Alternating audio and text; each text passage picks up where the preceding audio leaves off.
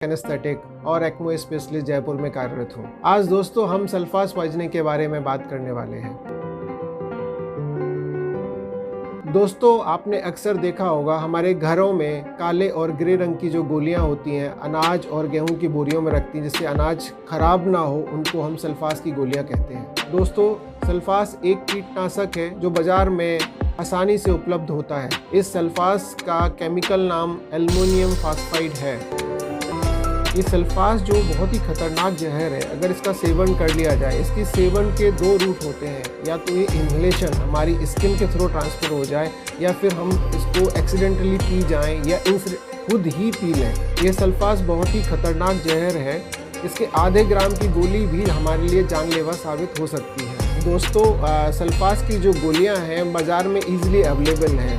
हमारे आज के समाज में लोगों ने सुसाइड और आत्महत्या के लिए इन गोलियों का सेवन आसानी से करना शुरू कर दिया है, और आज हमारे देश में ये मृत्यु का, स्पेशली हमारे वयस्क यंगों में बहुत बड़ा कारण बन गया है। इससे मृत्यु दर बहुत ज़्यादा बढ़ गई और ये बहुत जानलेवा साबित होता है। दोस्तों सल्फास की गोली जैसे ही पेट में जाती है, पेट में एक हमारे एसिड होता है, इसको हम हाइड्रोक्लोरिक एसिड कहते हैं। हाइड्रोक्लोरिक एसिड के साथ ये सल्फास मिलके एक गैस बनाती है, जिस गैस को हम फॉस्जीन गैस कहते हैं। वो गैस ही हमारे शरीर में सारे के सारे कारणों के लिए जिम्मेदार होती है। ये जो फॉस्जीन गैस है ये हमारे शरीर के सारे बड़े अंगों पे बुरा असर डालती है। ये हमारे बड़े अंग जैसे कि किडनी, लिवर, हार्ट, लंग्स और ब्रेन पे भी असर डालती है। दोस्तों इस सल्फास पॉइजनिंग के जो शुरुआती लक्षण होते हैं वो सांस में तकलीफ आना, उल्टी होना, जी मचलाना, पेट में दर्द होना, लूज मोशन होना, इस तरीके से होता है। दोस्तों इस जहर का जो मृत्यु का मेन कारण है वो हमारे दो अंगों पे बहुत ज़्यादा असर पड़ना है। एक तो हमारे हार्ट पे, दूसरा हमारा फेफड़ों पे। दोस्तों इसका जो हार्ट पे असर है, हार्ट की पंपिंग क्षमता को बहुत कम कर देता है। पंपिंग क्षमता कम होने की वजह से हमारे फेफड़ों में पानी भर जाता है और हमारे शरीर में ऑक्सीजन की मात्रा काफ़ी कम हो जाती है। दोस्तों इसका जो हार्ट पे दूसरा असर है, हार्ट पे सूजन करता है। सूजन की वजह से हमारी जो दिल की धड़कन होती है वो उनमें अनियमितता आ जाती है। उनमें अनियमितता भी कई बार गंभीर कारण हो सकता है कि मृत्यु का कारण भी बन जाए। उन अनियमितताओं को हम वेंट्रिकुलर टैकीकार्डिया और वेंट्रिकुलर फिब्रिलेशन कहते हैं। दोस्तों इस जहर का असर जो है हमारी बड़ी आंत, छोटी आंत पे भी होता है, लिवर पे भी होता है। हो सकता है कि हमारी आंतों से खून का रिसाव, शरीर के अन्य अंगों से खून का रिसाव हो सकता है। इस जहर का असर साथ में हमारे ब्रेन पे भी होता है। ब्रेन में बेहोशी अवस्था, मिर्गी आना और कोमाटोज अवस्था में भी ला सकता है। दोस्तों सल्फास पॉइजनिंग का पता करने के लिए हम दो टेस्ट करते हैं। एक टेस्ट होता है सिल्वर नाइट्रेट इम्प्रेग्नेटेड टेस्ट और दूसरा होता है गैस क्रोमेटोग्राफी विथ नाइट्रोजन। इसके अलावा सल्फास खाए हुआ मरीज के लक्षण अलग होते हैं, साथ में उसकी सांस से लहसुन, गार्लिक जैसी स्मेल आती है। दोस्तों इसका पता लगाने का जो सबसे आसान तरीका होता है वो जो मरीज के परिजनों से हम हिस्ट्री लेते हैं वो हमें सही जानकारी देते हैं। कई बार मरीज के परिजन जो है उस डिब्बी को भी लेके आ जाते हैं कि डॉक्टर साहब हमारे जो मरीज है उसने ये जहर खाया है। दोस्तों सल्फास पॉइजनिंग की जो जानलेवा दर है, मृत्यु दर है, वो काफ़ी ज़्यादा है। इस तरह के मरीजों में 99% मृत्यु दर पाई गई है। दोस्तों इस तरह के मरीज जब भी अस्पताल आएँ उनका इलाज तुरंत शुरू कर देना चाहिए। दोस्तों हमारे मेडिकल फील्ड का ये दुर्भाग्य है कि आज तक सल्फास पॉइजनिंग का कोई एंटीडोट नहीं है, ना ही कोई उसका स्पेसिफिक इलाज है। दोस्तों मैं आपके साथ आज एक ऐसी आधुनिक तकनीक के बारे में बात करूंगा जो सल्फास पॉइजनिंग की मृत्यु दर को 60 से 70% तक कम कर सकती है। दोस्तों इस तरह की पॉइजनिंग के मरीज जैसे ही हमारे इमरजेंसी डिपार्टमेंट में आते हैं हम उन्हें पूरा असेस करते हैं। असेस करने के साथ साथ हम उनका सपोर्टिव ट्रीटमेंट स्टार्ट करते हैं। दोस्तों सपोर्टिव ट्रीटमेंट में हम राइस ट्यूब डालते हैं। राइस ट्यूब के रास्ते हम उनमें सोडा बाइकार्बोनेट और कोकोट्रोइनॉल डालते हैं। साथ में उनके ब्लड प्रेशर को मेजर करते हैं। कई बार हमें बीपी की दवाइयाँ शुरू करनी पड़ती हैं। हो सकता है कि मरीज को इमरजेंसी डिपार्टमेंट में ही सांस की मशीन की ज़रूरत पड़े, वहाँ ये वेंटिलेटर डालते हैं। और उनका पूरा असेसमेंट करने के बाद मरीज के परिजनों से हम एक्मो को विस्तार से उनको समझाते हैं कि क्या है एक्मो, एक्मो से कैसे हम मरीज की जान बचाई जा सकती है। दोस्तों अब हम बात करते हैं एक्मो के बारे में। एक्मो की दो पद्धति होती हैं, एक तो वीनो वीनस एक्मो, दूसरा होता है वीनो आर्टियल एक्मो। दोस्तों सल्फास पॉइजनिंग में वीनो आर्टियल एक्मो का उपयोग करते हैं। बीबी एक्मो जो है वो निमोनिया के केसेस में यूज़ करते हैं। इसके लिए आप मेरा पिछला वीडियो देखिए। दोस्तों, ये जो वीनो आर्टेरियल एक्मो है, ये हमारे शरीर के 2 अंगों को बाईपास कर देता है। हम इसको इस तरह से बोलें कि हमारे 2 अंगों को रेस्ट देता है। और रेस्ट देने का मतलब होता है कि ये जो पॉइजनिंग है, जिसका असर इन हमारे 2 बड़े अंगों में पड़ा है, जैसे जैसे सल्फास पॉइजनिंग की मात्रा शरीर से कम होती जाएगी, ये अंग हमारे सुचारू रूप से फिर काम करने लगेंगे। लेकिन वो जो समय है दोस्तों, जो जहर का असर उन अंगों पे पड़ा है, उन अंगों की वजह से, जैसे कि फेफड़ों पे जो असर पड़ेगा, फेफड़ों पे असर पड़ेगा तो सारे शरीर में हमारी ऑक्सीजन की मात्रा कम हो जाएगी। इससे मरीज हमारा मल्टी ऑर्गन डिस्फंक्शन सिंड्रोम में जा सकता है।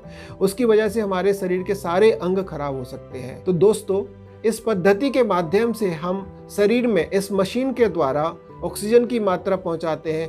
मशीन के द्वारा ही हम कार्बन डाइऑक्साइड की मात्रा को शरीर से निकालते हैं।